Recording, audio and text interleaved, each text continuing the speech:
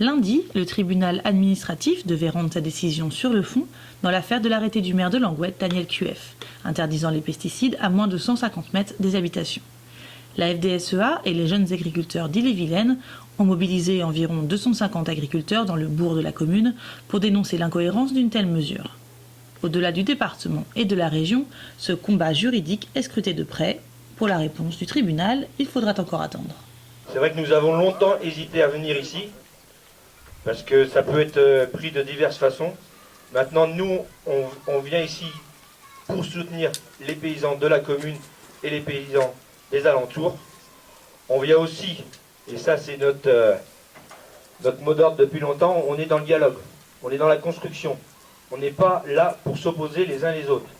Donc s'il y a des habitants, des gens qui viennent, je vous demande d'être dans le dialogue. Ça nous use clairement, ces dossiers. On ne sort pas des nitrates qu'on arrive déjà sur le phyto, on a eu le glyphosate avant. Voilà, c'est des dossiers qui nous prennent énormément de temps, nous, à ce niveau-là. Et on est vraiment décrédibilisé par rapport à ce qu'on fait. Mais nous, ce qu'on sait, c'est ce que l'on fait, on le fait bien. Comme on disait tout à l'heure Thierry, on est formé pour le faire.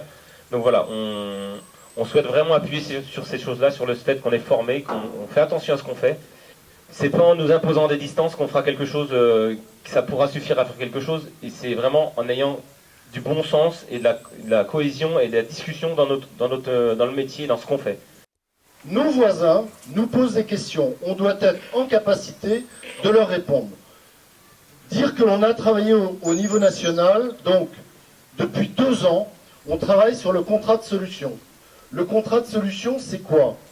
C'est 42 organismes qui se sont mis autour de la table pour travailler et élaborer des fiches qui, oui, mettent en évidence les bonnes pratiques et les capacités que l'on a d'évoluer.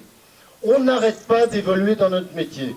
Aujourd'hui, on nous reproche des choses qui pouvaient se pratiquer il y a 30-40 ans. Mais n'oublions pas que tous les produits que l'on a utilisés étaient délivrés par l'État, les molécules étant homologuées au niveau européen. Donc je voulais quand même resituer ça. Pourquoi? Parce qu'aujourd'hui, on dit tout et n'importe quoi, que l'on pratiquerait de manière inconsidérée et inconséquente, c'est faux. Et ne jamais perdre de vue que toute culture, aujourd'hui, doit être protégée. Si on veut avoir une alimentation saine et digne d'être commercialisable, on pense d'abord à celui qui va consommer ce que l'on produit.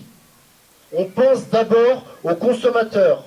Or, aujourd'hui, nous protégeons, au travers de nos produits, le consommateur. Pour la 3e année, l'agriculture française est classée la plus durable au monde. Et nous, on est en train de se tracasser en France et subir un dénigrement qui n'a pas lieu d'être. Alors,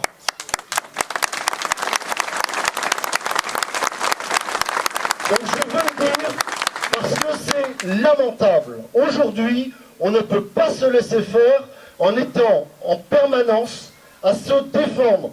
Non, nous ne sommes pas en défense, mais nous sommes à l'offensive. Quand je dis à l'offensive, c'est qu'on est au travail tous les jours, que l'on pratique de manière raisonnée sur nos exploitations et avec toutes les autorisations possibles. Ceci étant dit, on continue le travail et on demande d'ailleurs au gouvernement de nous donner plus de moyens pour rechercher des alternatives aujourd'hui aux produits les plus impactants.